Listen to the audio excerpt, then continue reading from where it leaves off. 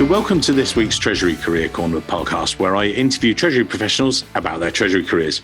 Each and every week, I talk to treasurers about how they built their careers, where they are now, and where they see both themselves and the Treasury profession going to next. In this week's show, I'm delighted to be joined by Tamara Saront-Eisner, the VP Treasury, US and Americas Hub at Air Liquide. Now, Tamara, as always, will explain a little bit more about the group, but present in 80 countries, 67,000 employees plus, and serving more than 3.7 million customers and patients. Molecules for life, matter and energy. That's what it says on the website. I'm going to get Tamara to explain all that. But suffice to say, we've already had a chat, Tamara and I, before. I'm really looking forward to today's show because we've got some really good views. I think some really interesting things. Tamara is also on the board of the AFP, which I think is great. You know, we talked a lot about that. But actually, going all the way back to her beginnings, Tamara's the first Argentinian I've actually spoken to on the show. So, Tamara, maybe we start with that, when you first ever qualified back in the day and how you discovered then finance and treasury. And as always, it's your show. Over to you. Hello, Mike. Hello, everybody. I'm delighted to be on the podcast. Thank you for inviting. Pleasure. So I am originally from Argentina. Mm-hmm. I studied economics, and I was to my path of being working on the Central Bank of Argentina. At that time, one of my professors called me to work in the largest and at the time privatized company in Argentina. He was the chief economist for the CEO, and the opportunity cost was really big.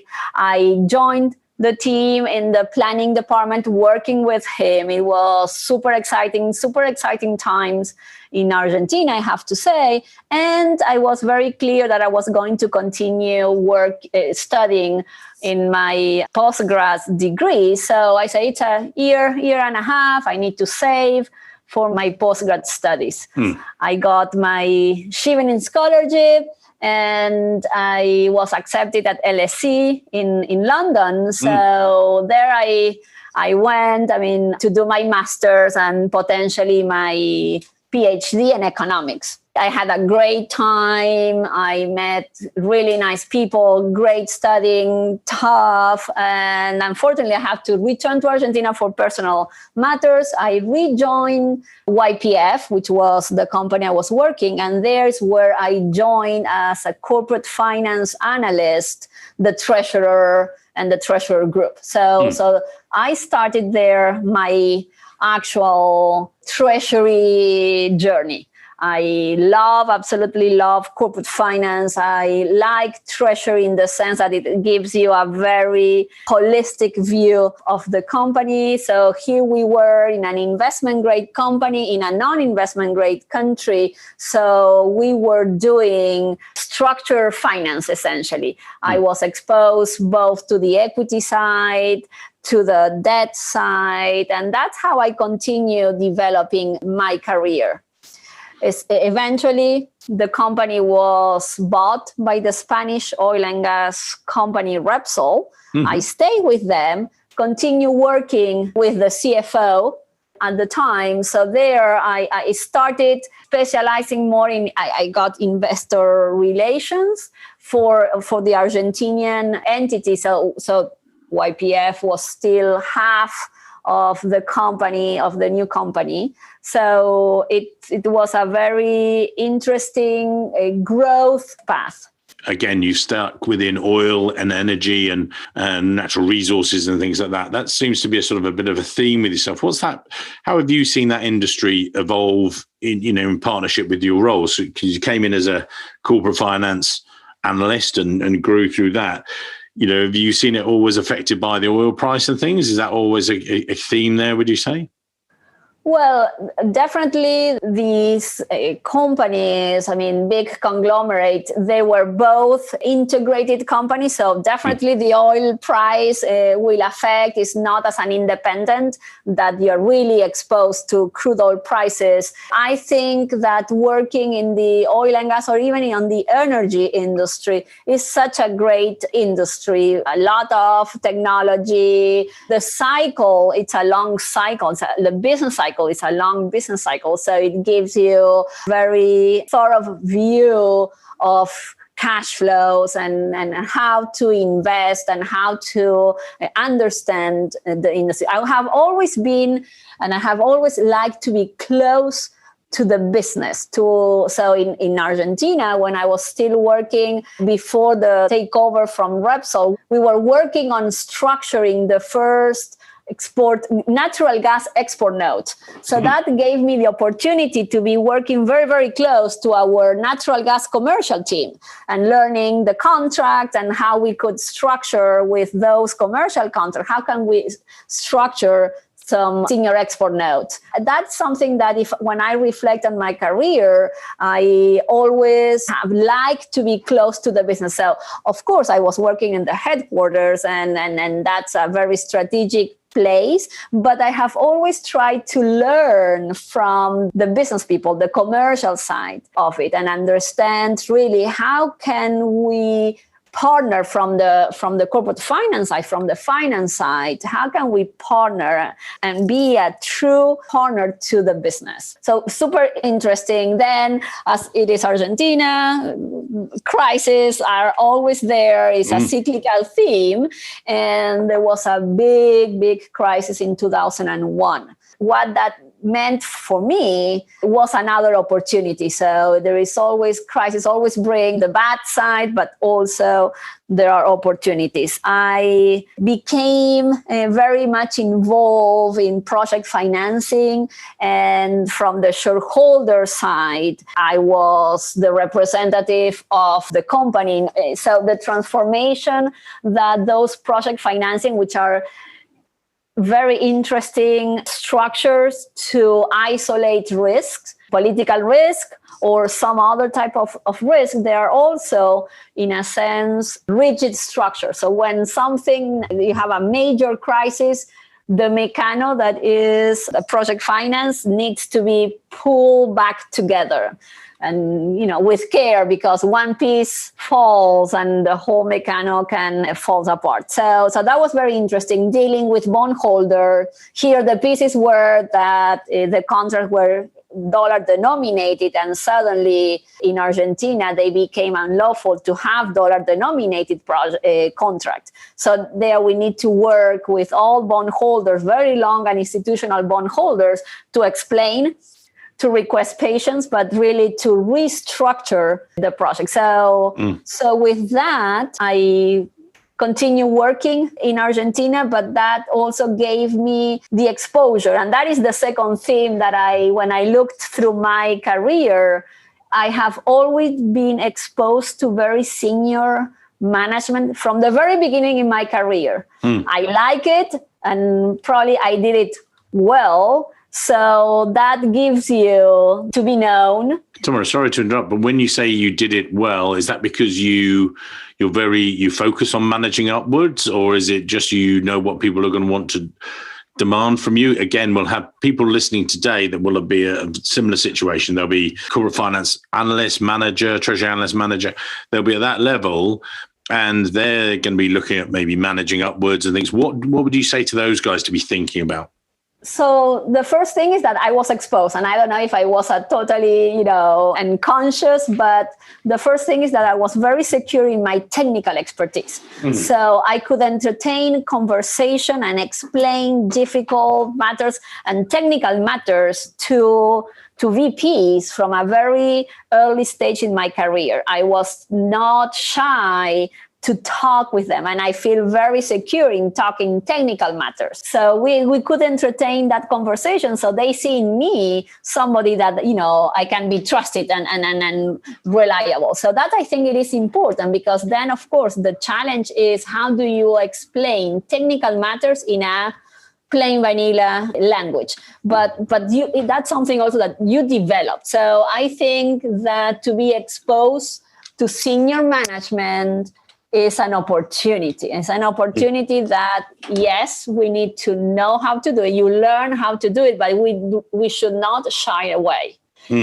Because then you are recognized, then you are known, and these are the people that eventually are going to make decisions. So when the CFO of the group from Spain was coming to Argentina maybe once, twice a year, I was always trying to be in the list to present something, to have a conversation.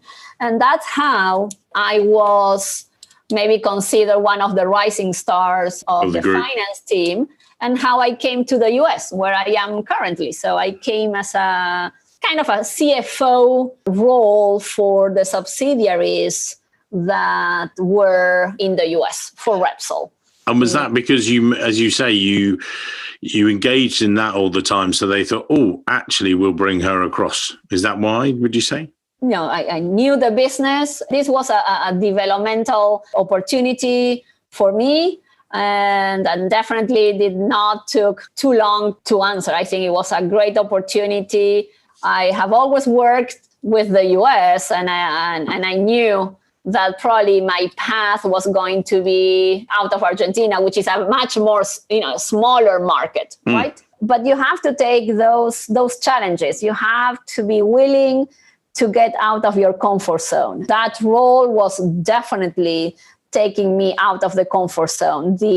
That's how you progress. That's how you learn and you move, you give your path forward. The big step, the big progression steps, and it's not on me. I mean, if you look at, in general, those getting out of your comfort zone, you might be successful or not, but what you have learned during that journey, during that challenge, will take you to different places. If you always stay with what you know you do well, but it's your comfort zone, it might not be rewarding in the long term. You might not get those positions. So we need to be challenged. We need to get out of our comfort zone. Yes. And you've been, you spent coming on 15 years, 14, 15 years with Repsol, because you then made the move and promoted North American regional treasurer. Yeah.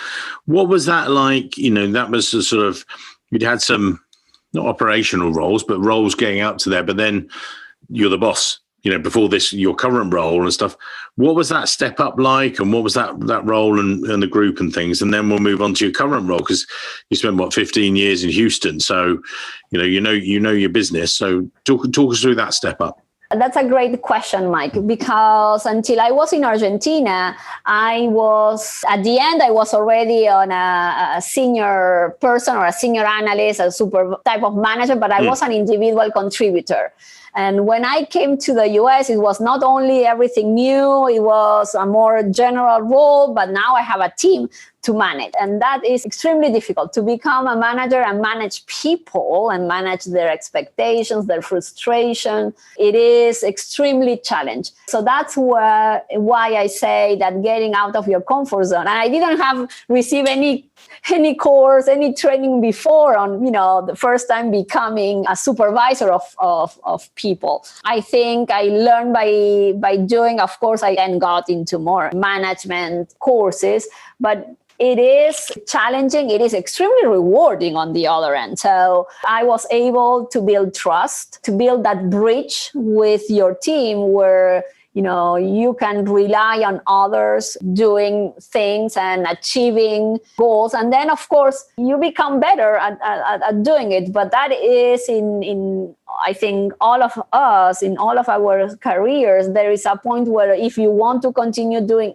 into a management path, you have to go into managing people, and that's challenging. And that's something that I continue learning and changing the way I relate with my team constantly. So to me, it's a never-ending role. You have your personality, you have your way of managing, but you continue evolving.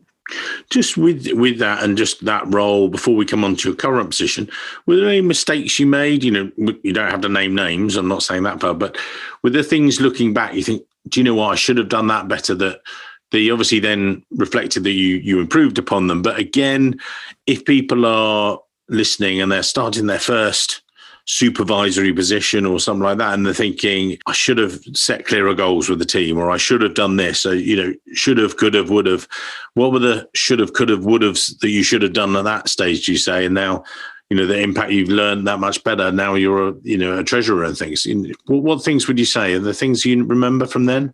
I think on two. One was up to when I came in the US, it was a very particular situation for the company. So I was taking a lot under me, on my table. So I was not saying no enough. I should have said, no, I cannot handle this, or what are the priorities? Help me prioritize.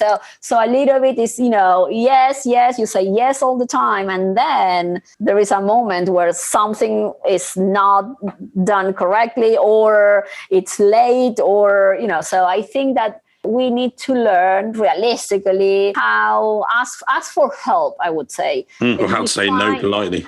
Exactly. I mean, and define, take a step back and say, okay, what do I need? If I need to do all of these projects at the same time, and they are all equally priority and equally important, what do I need? Do I need what type of resources? Do I need time? Do I need people? Do I need software? I think the answer is we need to say no, but we need to bring also the solution. I can do this, but I will need X, Y, and Z. So we are part of the solution, and it is not just saying no because no. So that was something that I learned. Not saying yes all the time, but if we need to say no, also say, what do you need to continue to perform that? That's something that if I could have done it differently 10 years ago, I think I would have felt better. The second, which I don't know if it is a mistake, but I would have done differently, is that we need to take, I should have taken more risks.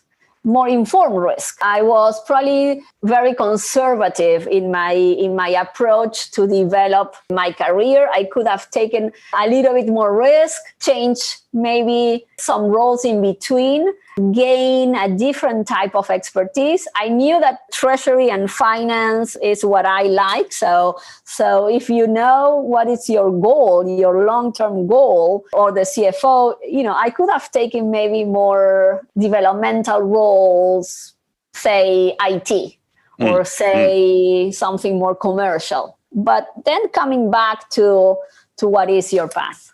And so then you made the progression to this role. Maybe if you could explain the role and also the company, because I touched on it a little bit, but I thought you're better to explain it. You worked there and have done for nearly 6 years.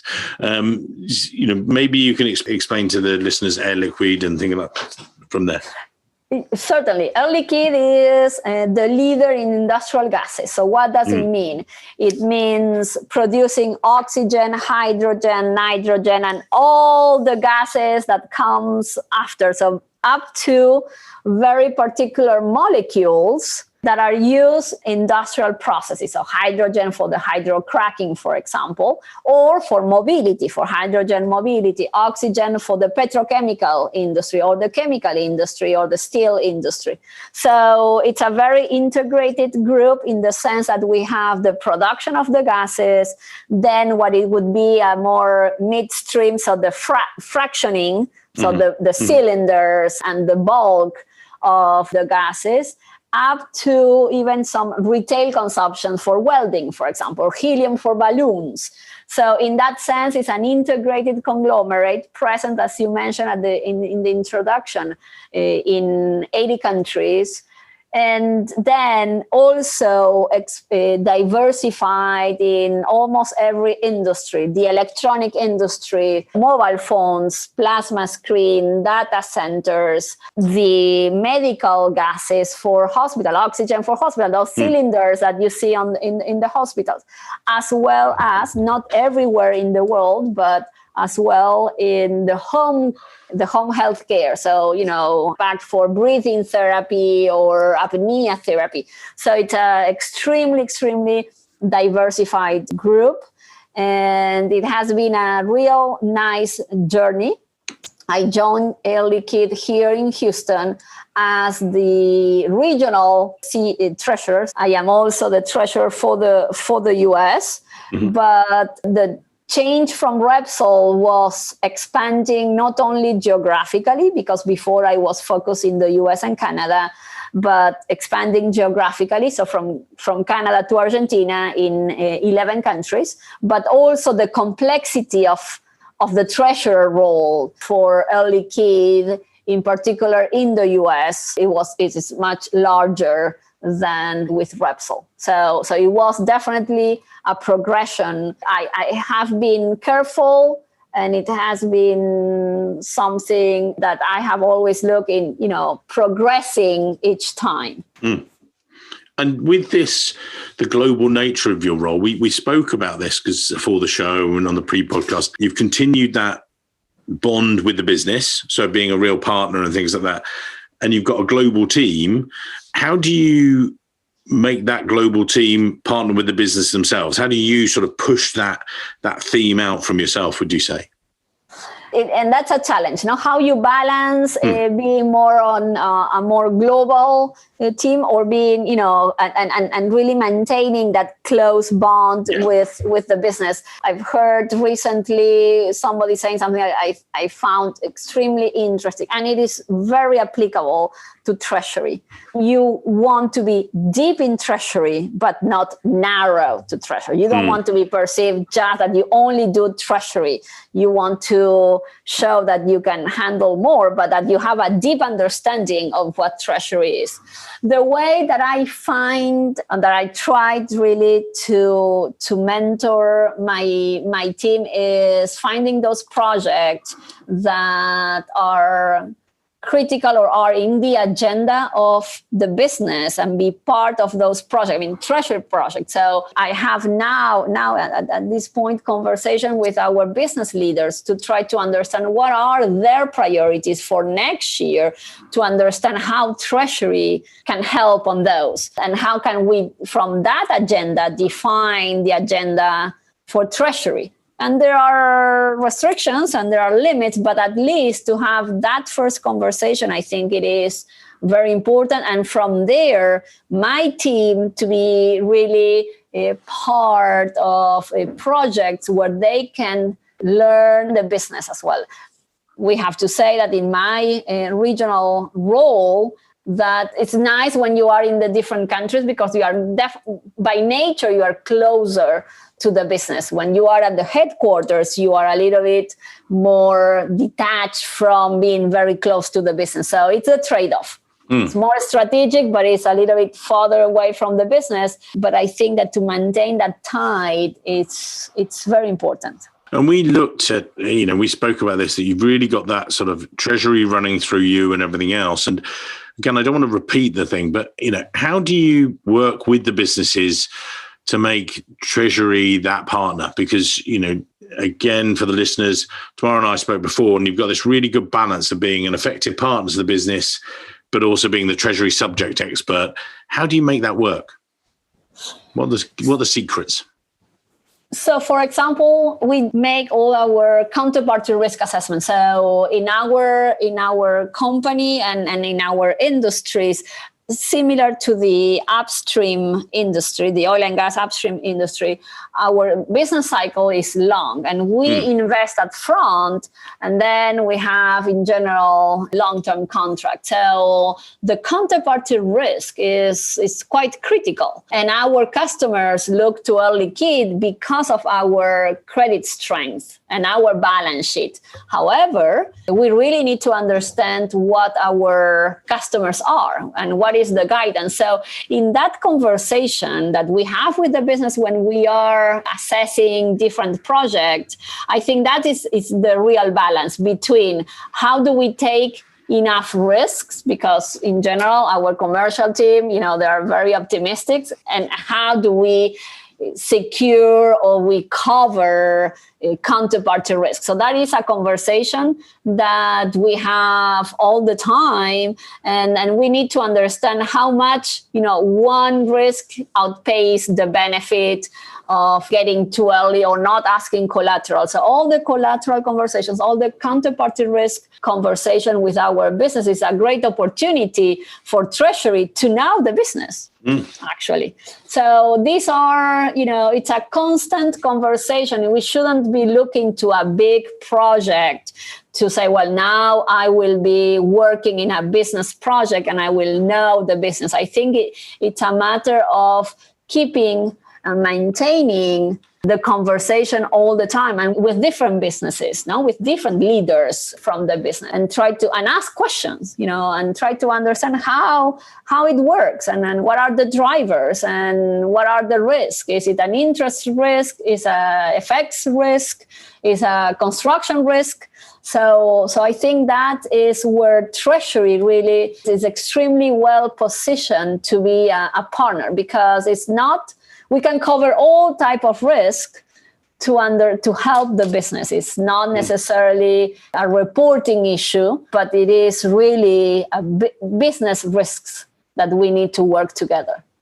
Okay, and focusing, or turning the spotlight. We've looked at the sort of the business and the partnering and things like that, but then it's Treasury partnering. So the Treasury people that you've got and the Treasury team that you've recruited and structured. What are you looking for as the company grows? What are the sort of the people aspects are you looking for? I spoke to a couple of treasurers the other day, and one of the things they were saying was there was like an openness of mind that they were really looking for, that people were open to new ideas and things like that. Or what are the key things when you're doing an interview, that what will turn you off and say, no, actually that person's not right for us? Or the flip side, yeah, that person gets it, that they'd be an asset to your Treasury team? What are the things that you're always looking for? Great question. I always look, there is a core technical expertise that I always look to. More and more, the soft skills and yes, the openness, the flexibility, be able to connect the dots.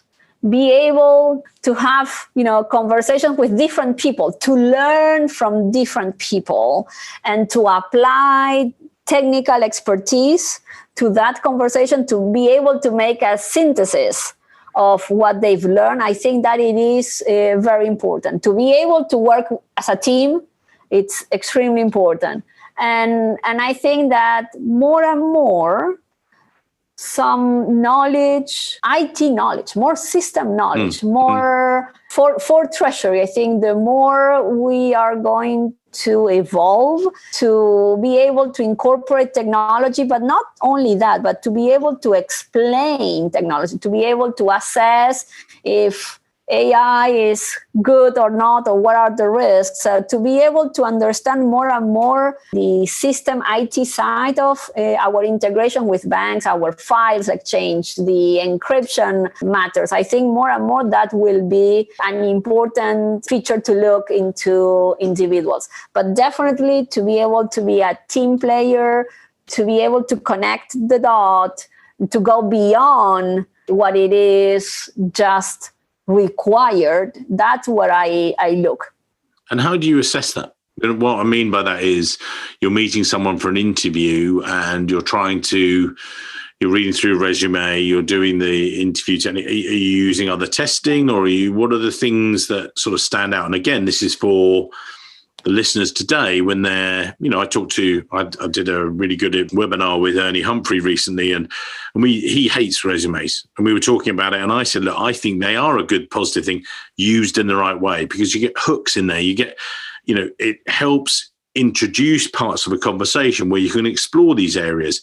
But how do you, find out from a piece of paper, then move it into the real person to actually say, do you know what, I want someone that's got, as you say, an agility of mind and things like that. How do you discover that, if you like, or team player things? I think the resumes are important, are very important, because this is how people present themselves. And probably, two individuals that have participated in the same project, they will, maybe one will not even put it and the other, yes. So the way that they present, that they highlight or they stress what is important to them, to the reader of the resume, I try to look at that. I try to look to resumes where people not just describe things that they've done, but they can show the benefit of what they have done.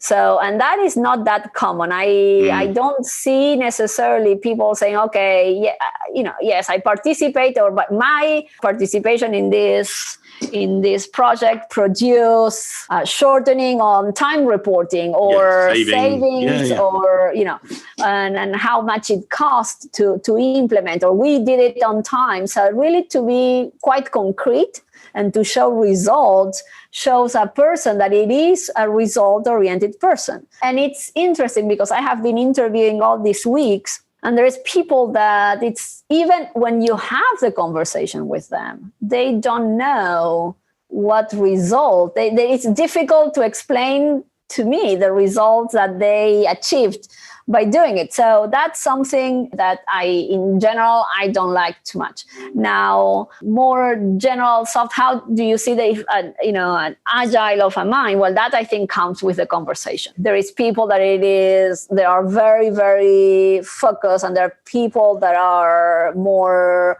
broad, and then they can have a different type of conversation. So, and you don't have to be senior to be able to show, that you can connect the dot from different disciplines.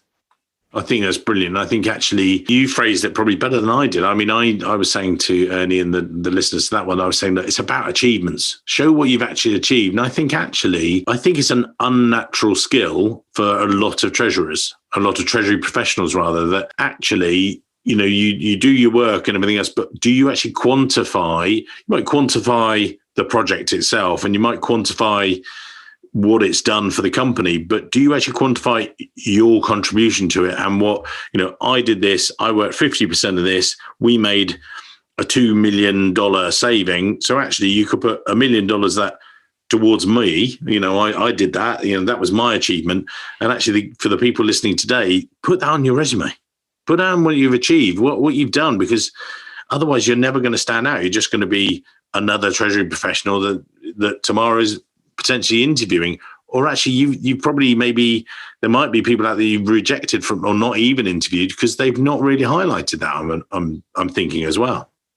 Totally agree. I mean, I think if you have proposed a process improvement, and what would the result be? Is it savings? Is it errors saved or reduced? Have you worked on a credit policy that is reducing bad debt provisions or reducing DSO if you're working on working capital? So I think everything can be measured somehow. I mean, you have to be not necessarily creative, but you have to do the homework of trying to understand why, because that brings us why I am doing what I'm doing it. What makes you think, okay, if I'm producing results, well, what I'm doing makes sense, and that definitely it has to be shown on the resumes. And the more senior, the more you need to show what were your results. Demonstrate what you've done and contribution. Yeah. Now we're not quite a wrap up yet. We're going to wrap up the show shortly. We'll come back to put on your LinkedIn profile. Before we do that, and before I get to that and your top tips and things, I know that you've got a passion for mentoring others and things like that. And on some shows, I've talked about people being, it was one of my first shows or early shows with Karen van der Driesche. She talked about the benefits of being a mentee and, some of the safe environment and somewhere to try out your crazy ideas. And, there were lots of great benefits. Great show, really enjoyed it. But when you're actually, you've got this passion for helping others and mentoring them, why is that important to you? And what benefit does that give you as you're giving up your time, you've got a busy life. Why do you enjoy doing that? What's the key thing that you think other treasurers should think about doing it as well? So definitely, I think the mentor-mentee role, it's important. It's important for the mentor to be a mentor, for senior persons to be mentors, for women to mentor others. Women's are not women's, but for the mentor, besides, the pleasure to help develop others, it's also an opportunity to know the business, to know other people's, and also to be known. So I think it is, I've done mentoring within my company, And I learned a lot in terms of issues or processes of frustration throughout the company. So I think that helps a lot beyond going to the pure mentoring relationship. So I think that's important. I mean, to progress in a company, yes, you need a mentor. You need to do your homework, and you need sponsors, which is different. No, mentor and sponsors are totally different roles. But the mentoring, it's a great experience. I continue doing mentoring, with other executives, and the conversation, it's so important. First, to know that happens to see the point of view of other people. For the same problem or the same issue, no? I mean, and that I think it is very, very nice to realize how many different point of view you can get for a communication problem, for example, or for a change management issue. And it definitely helps the mentor to be a better mentor, but really to be a better executive, a better professional. Yeah, you grow as a professional. Ideal. Yeah. It's a great answer to that. We hadn't actually rehearsed that one because it was really good, but it was just something I really noticed that you do a lot of and things. But so we are coming towards the end. As I say, we keep our shows each week to about half an hour, 40 minutes, because it used to be people's typical commute time. Obviously, people don't commute anymore, so it's lots of working from home, but hopefully people are still listening. So what would you say as, we're putting your LinkedIn profile in the show notes so people can connect to you. You can ignore them if they're not in Treasury, that's fine. But what are the tips that you would give maybe to junior, mid-level staff or senior staff? Or what are the things when you reflected before the program maybe and you thought, do you know what, this is the key to my success? Or what are the things that you would say to the people out there listening today that they should be thinking about? Well, I think, coming back, don't get afraid to be exposed. Actually, push your bosses to be exposed. Good bosses expose their teams to their bosses. So that's important. Be prepared because it's also, it's a two-way journey. So but I think that's critical. Secondly, get out of your comfort zone. Try to participate in projects that not necessarily you know the answer, that might imply a little bit more work or time investment. But I think try to get out of your comfort zone, and then try to, as much as possible, know the business agenda and the business priorities. So you are actually present and relevant to the business people, because that is how the company grows. So we need to be relevant to the business agenda. Amazing. So I'm scribbling notes here for our show notes as well. So as you say, get involved whilst getting out of your comfort zone, but at the same time, deep dive into your business that you work for, because that's the way to get ahead with it. So brilliant advice, Tamara. Thank you. Greatly put. Well, thank you for this week. As I say, we'll put your details in the show notes.